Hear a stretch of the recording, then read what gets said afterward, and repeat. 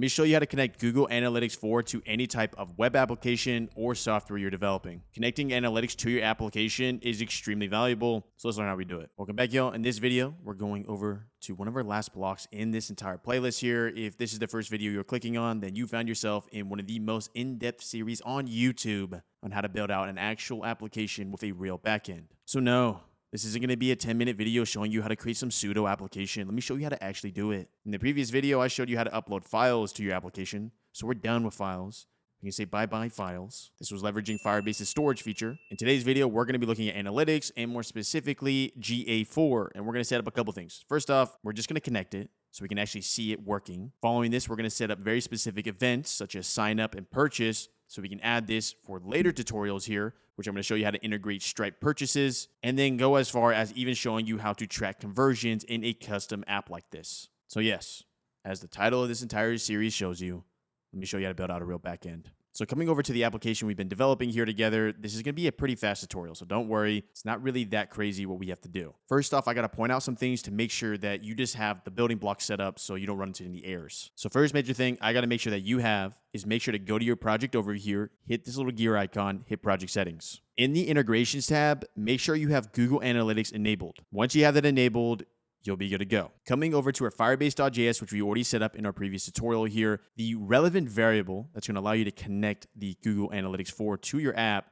is going to be measurement ID. We've already set this up together. We've already done this. Therefore, if you don't have measurement ID there, so maybe you have API key all the way down to app ID, but you don't see measurement ID, here's the situation. When you were creating your Firebase project, you didn't enable Google Analytics 4. So now you're in a situation now where you have to enable it a little later on, which, as I showed you, is simply in your settings, project settings, integrations. So therefore, if you are late to the party and now you're just enabling Google Analytics in the latter half here, don't worry. Once you enable it, to find your measurement ID, come down to the settings here, click admin. In admin here, hit data streams. Click your application name, and then it's going to be found right here in the top right. It's blurred out, obviously, but you can see measurement ID. You're going to copy this. Once you have that copied, simply add the line measurement ID, semicolon, and then add process.env.react app Firebase measurement ID, and place your actual measurement ID in your env, which I've showed in previous tutorials. With that all set up, and you're good to go, and some of y'all right now are like, Corbin, I already have measurement ID. All right, chill. Coming down here, make sure you have the lines of const analytics, get analytics app. And with that done, the next line is very simple. Come over to your app.js. Go to your top of your file, type in import, read /, and we're looking to import Firebase. Not that. Incorrect, Cursor AI. Like that. Import / Firebase.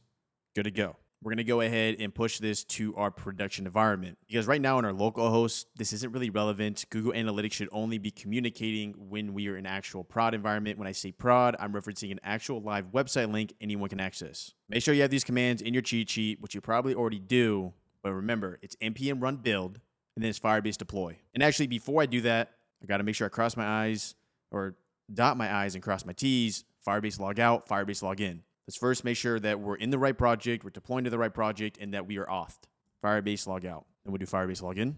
Hit Y. Make sure to choose a specific account associated with your Firebase account, like the email. And then once you see that message, we are successfully logged in. That right there should be part of your workflow anytime you decide to start working your application. You know, it's a nice 10 a.m. You're drinking some coffee. Firebase log out, Firebase log in.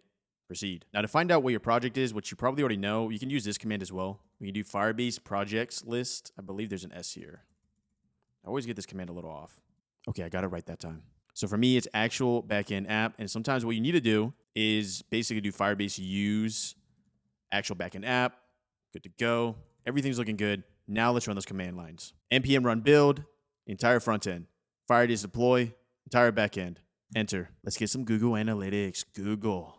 I love Google. Y'all don't realize if I say I love Google like 5 times in a video, YouTube's algorithm picks up on it. They're like, hold up, we got to push this video farther. So 2 things just happened here that I want to point out. First thing is that when you get little like warnings like package.json indicates an outdated version of Firebase functions, don't worry. That's like not necessary for you to always update to the most recent version as you saw in previous tutorials. And then this second error here is typically solved by just installing the dependencies again to that specific function folder. So this has to do with my Python functions. Let's go on and try that. Firebase init functions. So it's going to ask me whether to initialize or overwrite or simply overwriting. We're going to choose our Python functions folder. We're going to choose, obviously, Python. And we're going to say no to everything except the last question here, which is going to be, do you want to install dependencies now? Y. Not Y as in Y as in yes. With that done, let's retry our commands here. And then if you're wondering, like, how are they showing up like that? Just use your arrow keys on your keyboard. npm run build, Firebase deploy. Perfect. Once you see that message there, deploy complete, we're good to go.